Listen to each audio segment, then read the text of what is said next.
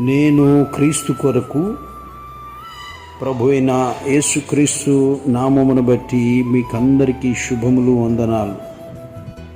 దైవజనులు బిల్లీ గ్రహం గారు చెప్పినటువంటి మాటల్లో కొన్ని మాటలు ఇక్కడ చదువుతున్నాను.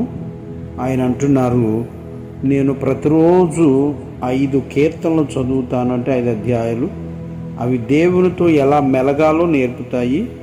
తర్వాత ప్రతిరోజు సామెతల అధ్యాయాన్ని చదువుతాను, అది నా తోటి మనుషులతో ఎలా మెలగాలో నేర్పుతుంది అని. ఇది ఉదాహరణ అన్నమాట. అంటే ఈ రెండిట్లకు ఉన్న ప్రాధాన్యతను ఆయన వెలువరించారు.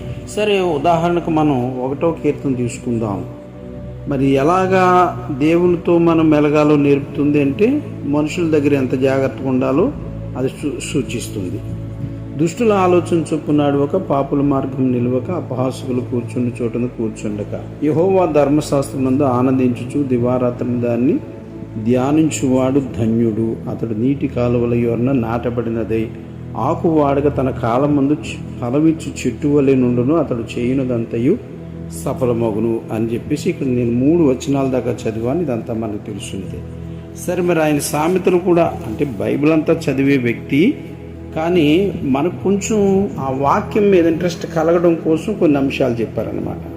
1వ అధ్యాయంలో 2వ వచనం కానించి, జ్ఞానమును ఉపదేశమును అభ్యసించుటకును, వివేక సల్లాపములను గ్రహించుటకును, నీతి న్యాయ యథార్థత అనుసరించుట యందు, బుద్ధి కుశలత ఇచ్చు ఉపదేశములు అందుటకును, జ్ఞానము లేని వారికి బుద్ధి కలిగించుటకును, యవనులకు తెలివియు వివేచనయు పుట్టించుటకును తగిన సామెతలు.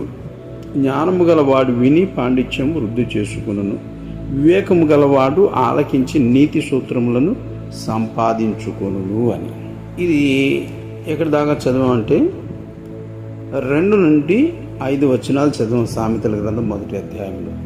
సో మొత్తం మీద ఈ దైవజనుడు బిల్లీ గ్రహం గారు వాక్యం మీద మనకు ఏ విధంగా పట్టు దొరుకుతుంది, ఆ వాక్యం ద్వారాగా మనుషులతో ఎలా మాట్లాడాలి, దేవునితో ఎలా మెలగాలి అనే అంశాలు, ఇది చాలా ప్రాముఖ్యమైనదిగా ఆయన చెప్పడం జరిగింది. ఇప్పుడు కొద్దిగా మనం వివరించుకున్నాం. వీటి ద్వారా మరింత లోతుగా మనం వెళ్ళేందుకు ప్రభువు సహాయం చేయునుగాక.